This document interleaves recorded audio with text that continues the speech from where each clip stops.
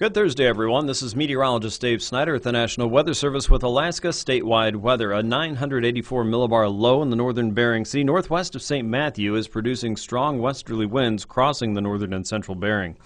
Because of that, high surf advisories are posted for the Yukon Delta all the way through Norton Sound and the southern coast of the Seward Peninsula, as well as the south and west-facing coasts of St. Lawrence Island. That advisory for St. Lawrence Island will go through 6 p.m. late Friday. It looks like you may see some choppy seas that could cause some minor coastal erosion in the area.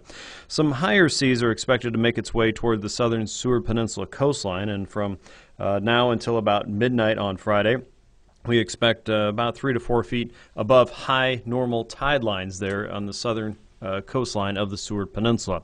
Eastern Norton Sound and the Yukon Delta are also expected to see higher than usual surf, and because of that, coastal erosion may be a possibility where you are. Snow's falling across northern parts of southeast. Haines and Klondike highways have had significant snowfall there, and most of the snow has wound down now for the Haines region downtown, but just above on the highways it continues to snow and should through the remainder of the evening. The winter storm warning will last until 6 p.m. tonight. I do expect anywhere from about 2 to 5 inches of snow on both of the highways from this point onward. As low pressure continues tracking eastward, it looks like mainly rain for most of southeast as we go through your Friday. Wind should settle down as well.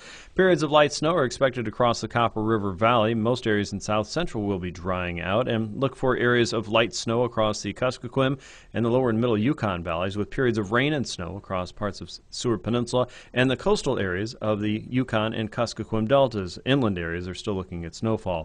A strong southwesterly flow will continue for the region and into the Bering Strait. Warmer air moving up across the Brooks Range will produce more snow for the Kobuk and Noatak valleys. The interior looking generally dry, but don't be surprised to see some light snow around the Fairbanks region. Low pressure sitting across the north and western Gulf at 981 millibars will kick in southerly winds for most of the Gulf, bringing heavy rain at times to parts of the eastern end of Kodiak Island and the northern Gulf Coast, producing snow in the Chugach and a rain-snow mix along the coastal areas. Wind will be blowing across Bristol Bay as well. Look for periods of snow across southwest Alaska, rain for the Pribilofs, and continued offshore flow for Norton Sound and parts of Kotzebue Sound, where snow will be flying across parts of the higher terrain. With Alaska statewide weather, this is meteorologist